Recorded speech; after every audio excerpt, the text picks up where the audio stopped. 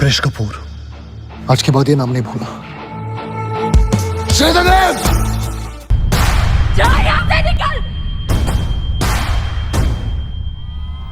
सैयारा तू तो बदला नहीं है। 10 सितंबर 2024 से सैयारा फिल्म की शूटिंग की शुरुआत हुई थी। एक पूजा शिरोमणि के आयोजन के बाद पूरी स्टार कास्ट के साथ पहला शॉट लिया गया। करीब 6 महीने तक चले शूटिंग शेड्यूल के बाद मार्च 2025 में फिल्म की शूटिंग पूरी कर ली गई। इस फिल्म की ज्यादातर शूटिंग मुंबई और गोवा की लोकेशंस पर की गई है। बात करते हैं उस सीन की जिसने युवाओं को सबसे ज्यादा प्रभावित किया, आहान पांडे और अनीत पड्डा की बाइक राइडिंग। सोशल मीडिया पर इनकी बाइकिंग क्लिप्स वायरल होने लगी और युवाओं में बाइकिंग का क्रेज बढ़ता चला गया।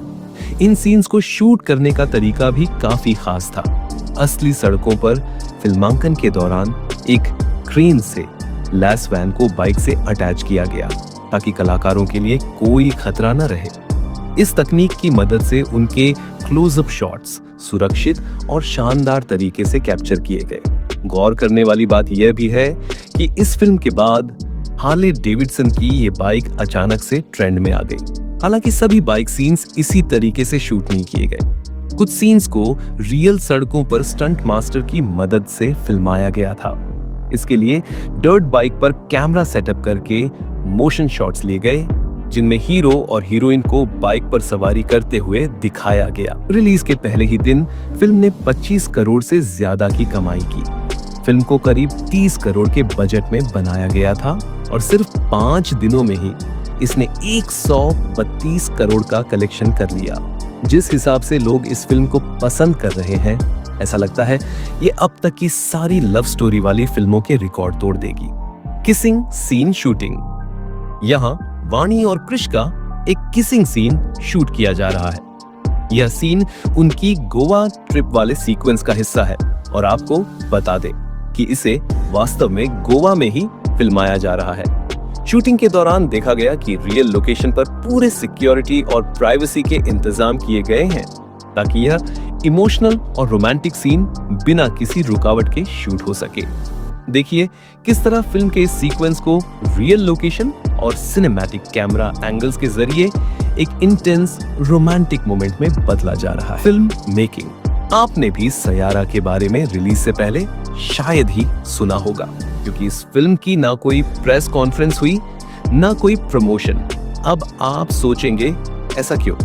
क्योंकि डायरेक्टर मोहित सूरी की एक कमाल की स्ट्रेटेजी है। वो अपनी फिल्मों को गानों के जरिए प्रमोट करते हैं। याद करिए हाफ गर्लफ्रेंड, मलंग, मर्डर 2, एक विलेन और आशिकी 2। इन फिल्मों के गाने ही तो इनकी पहचान बन गए थे और दिल से कहूं तो मोहित सूरी की फिल्मों का जादू हर बार काम करता है। एग्जाम्पल के लिए बात करूं सैयारा के टाइटल ट्रैक की तो यह गाना लिखा इरशाद कामिल ने, लेकिन उससे पहले ही तनिष्क बागची ने इसकी धुन कंपोज कर ली थी। अब असली चैलेंज था इस गाने के लिए परफेक्ट सिंगर ढूंढना। तभी तनिष्क ने फहीम अब्दुल्ला का नाम सुझाया। रिकॉर्डिंग के वक्त जब फहीम थोड़े नर्वस हुए तो मोहित सूरी ने स्टूडियो में बड़ी ही कूलनेस से कहा, ऐसा सोचो कि यहाँ कोई नहीं है, बस फील लेकर गाओ। और बस उस मोमेंट के बाद फहीम ने जो गाया वो दिल जीतने वाला था। हाय मैं मर ही जाऊं जो तुझको ना पाऊं, कर दूं मैं तेरी मैं। फाइन, सिर्फ वो क्लासिकल थोड़ा कम। हाँ दादा, ठीक है। आप यहाँ तनिष्क को म्यूजिक डायरेक्शन देते और फहीम को गाने के हर नोट पर गाइड करते हुए देख सकते हो। ये पूरी प्रक्रिया इतनी दिलचस्प है कि आपको लगेगा जैसे आप भी स्टूडियो में बैठे हैं। जो तुमको ना पाऊं, बातों में तेरी मैं, रातें बिताऊं। रातें में नीड दैट करना, वो ऊपर नीचे करना पड़ेगा वर्ड्स में। अब लोकेशन बदलते हैं। यहाँ वाणी बत्रा का सिंगिंग वाला शॉट शूट हो रहा था और उनके साथ आहान पांडे भी नजर आए। ये सीक्वेंस भी फिल्म के उन खास पलों में से एक है जहां म्यूजिक और इमोशन दोनों का परफेक्ट मिक्स दिखता है। और सबसे दिलचस्प पार्ट, लिरिसिस्ट राजशेखर और music director singer Vishal Mishra की बॉन्डिंग। अगर ऐसा गाना बनाए ना जो कि लगे सिंगेबल, ऐसा लगे कि सबका गाना है बट उसको एक नया रूप दे, ऐसा करें। स्टूडियो में इन दोनों की ट्यूनिंग देखकर लगा जैसे ये खुद कोई फिल्म के हीरो हीरोइन हो। राजशेखर लाइव लिरिक्स में बदलाव कर रहे थे और विशाल मिश्रा उतनी ही तेजी से म्यूजिक में उन्हें सेट कर रहे थे। ये पूरी प्रोसेस देखकर वही फीलिंग आती है जो फिल्म में अनीत और आहान की केमिस्ट्री को देख कर आती है। तो इसी तरह हमें मिला तुम हो तो, एक ऐसा प्यारा सा गाना जिसने लोगों के दिलों में सीधा जगह बना ली। और जब फिल्म 18 जुलाई को रिलीज हुई तो नजारा ही अलग था। सिर्फ 24 घंटे में 4,19,000 टिकट सोल्ड आउट। जी हाँ, सयारा इस साल की सबसे बड़ी ओपनिंग कलेक्शन करने वाली मूवी बन गई। सोचिए, जहां एक तरफ सलमान खान की सिकंदर और अक्षय कुमार की हाउसफुल 5 इस रिकॉर्ड को तोड़ने की कोशिश में लगी थी, वहीं सयारा ने सारे रिकॉर्ड्स ध्वस्त कर दिए। ये एक डेब्यू फिल्म है और लोगों ने इसे इतना ज्यादा प्यार दिया कि याद आ गया, कहो ना, प्यार है का टाइम। उसके 25 साल बाद पहली बार किसी डेब्यू एक्टर की फिल्म को इतना सेलिब्रेट किया जा रहा है। अब बात करते हैं एक और सुपरहिट गाने की, बर्बाद। इस गाने को लिखा और म्यूजिक दिया और ऋषभ कांत ने और गाया जुबिन नौटियाल ने। I think the key in this is when you start the antara na. लेकिन ये उतना सीधा नहीं था। रिकॉर्डिंग के वक्त मोहित सूरी को जुबिन की सिंगिंग पहली बार में कुछ खास पसंद नहीं आई। उन्होंने जुबिन को बार बार करेक्ट किया। कई टेक्स के बाद जब गाना फाइनल हुआ तो मोहित सूरी ने मुस्कुराकर कहा, बस अब ये वही फील है जो मैं चाहता था।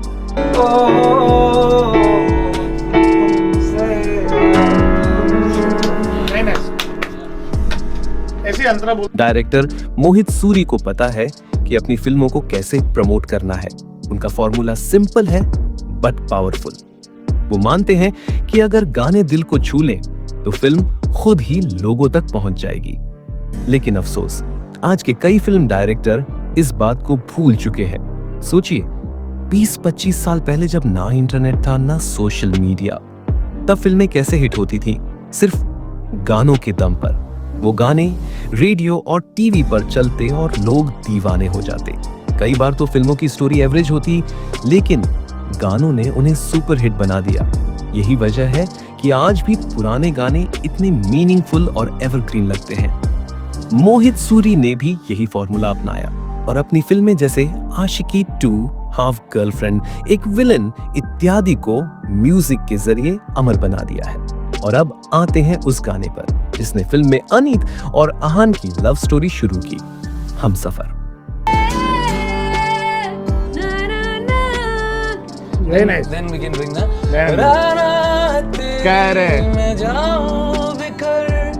इस गाने के पीछे भी एक दिलचस्प कहानी है।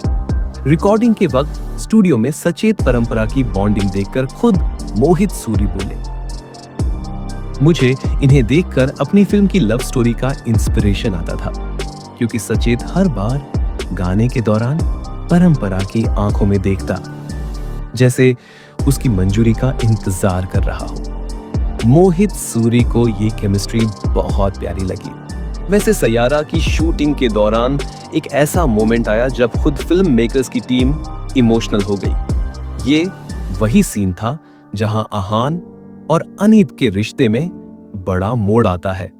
सेट पर हर कोई उस सीन को देखकर थोड़ी देर के लिए चुप हो गया था। Concert scene shooting. अब बात करते हैं कृष कपूर के उस सीन की जहां वो एक बड़े सिंगर के रूप में अपनी पहचान बना रहे हैं। इस सीन को शूट करने के लिए फिल्म मेकर्स ने कोई कॉम्प्रोमाइज नहीं किया।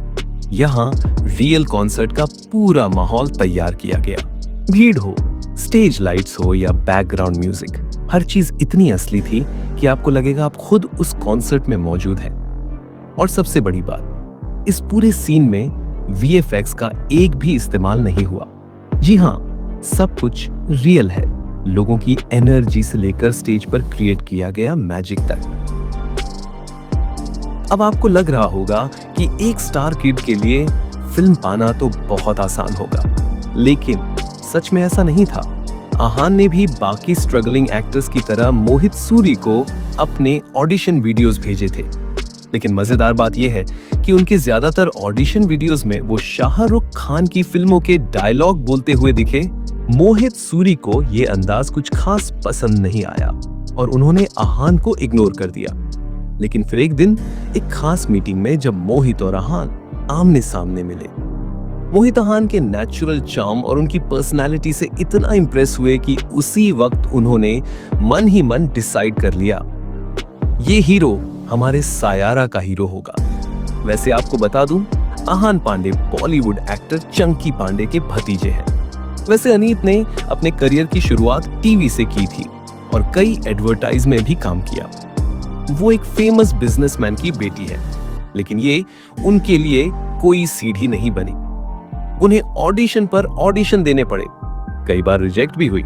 लेकिन मोहित सूरी को जब उनके नेचुरल एक्सप्रेशंस और स्क्रीन प्रेजेंस ने प्रभावित किया, तो उन्होंने कहा, इसी में वो मासूमियत और स्ट्रॉन्गनेस है जो हमारी लीड कैरेक्टर में चाहिए।